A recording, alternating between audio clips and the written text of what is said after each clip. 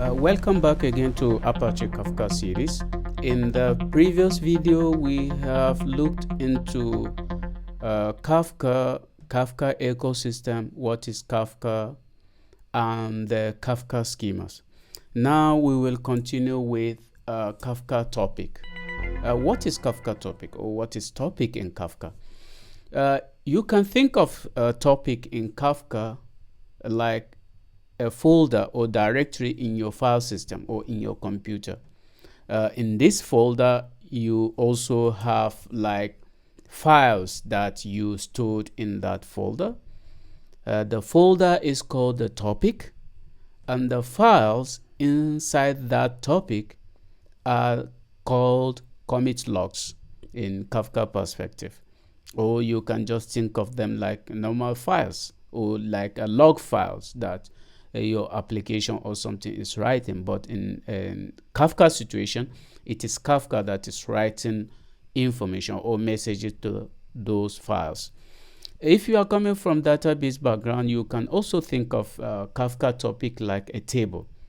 But I think the best analogy with Kafka topic is to think of it like a folder, and then that folder is the topic, and then the files inside the folder are the Kafka commit logs.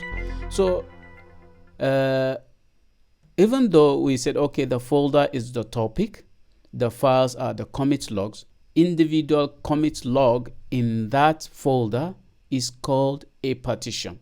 So for example, let's say we'll look into how a topic look like, or let's say we go into draw.io, and this we can see a topic. This is a topic, or we can think of a topic, the folder we set in this way.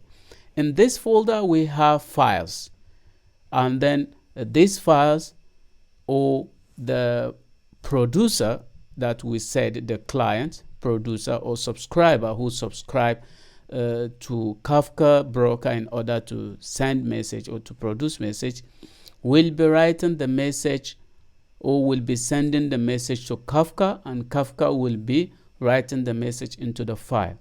So each individual file here is called a partition.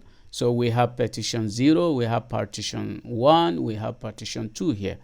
And as you can see from the 0 offset, because for every message that is being written to a file or to commit log in Kafka, that message is given an offset, and this offset continues in increasing order. There are a lot of advantages with this offset, most especially from the consumer perspective. But one of the advantage is that this message offset enables the consumer to know where it is at reading a file or at processing the file. So if, let's say, a consumer failed, then because it knows the offset where it was, then this consumer will be able to continue processing the file where it stopped at. So each and every message has an offset. So from here, for example, we can set offset 0, 1, 2, 3, up to 4.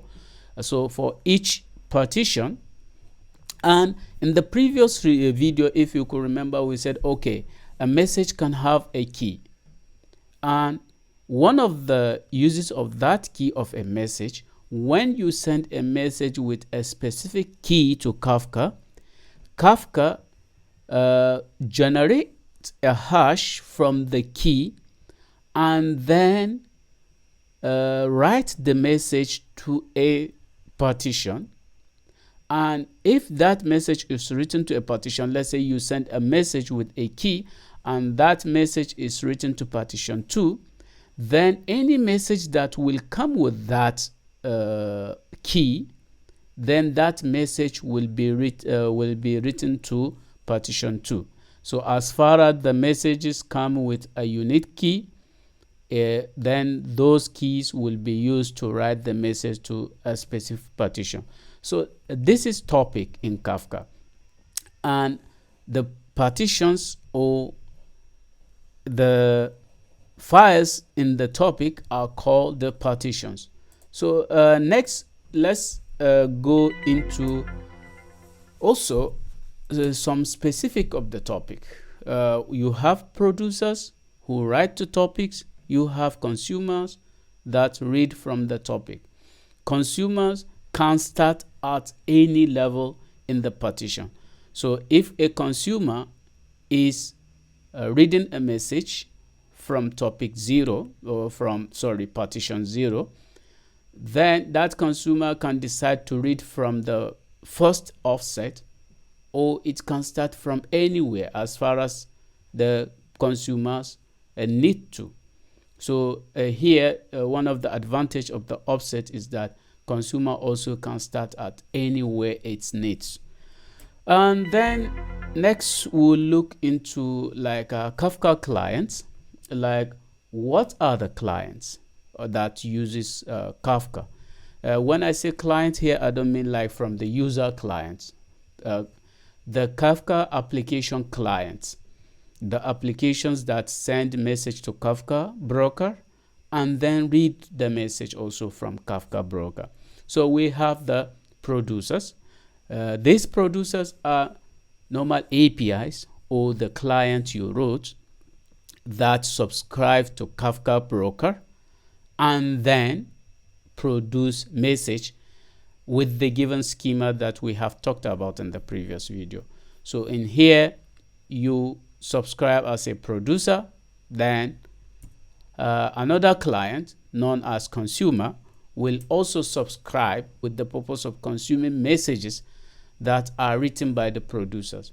So these are the also some of the Kafka ecosystem that we have talked previously, but deep into them, this is actually what is going on. The Kafka producer produce message to a topic in kind of partition way. If a topic has a key, then that key will be used to generate a hash and then send that message with the given key to a specific partition, and all messages that will come with that key will be written to that partition.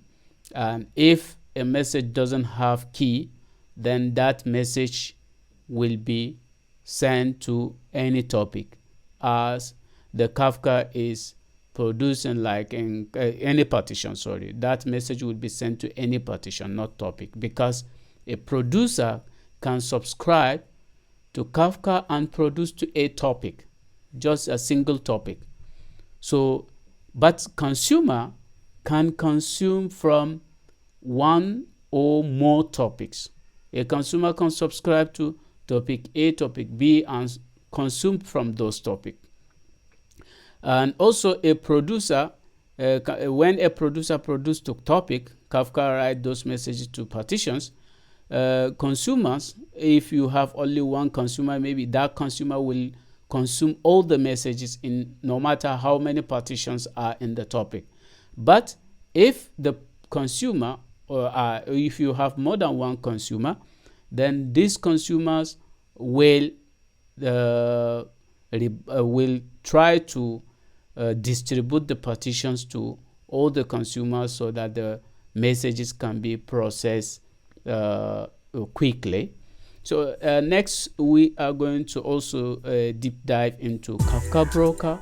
What is Kafka Broker and what are the advantages or how can we use Kafka Broker? So for now, I hope this will also benefit someone.